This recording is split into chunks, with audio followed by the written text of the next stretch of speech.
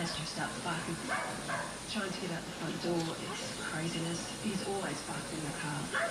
Look, I get onto the exercise bike as Joe starts barking. I don't want to disturb. I get frustrated. I do get angry. It's really hard to look at. I just can't control my head.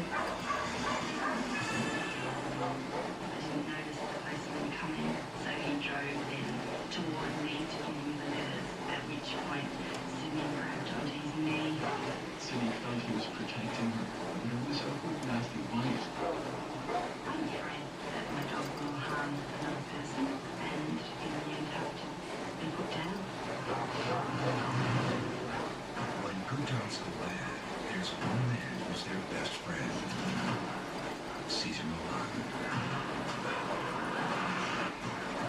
No dog is too much for me to handle. I rehabilitate dogs. I train people. I am the dog whisperer.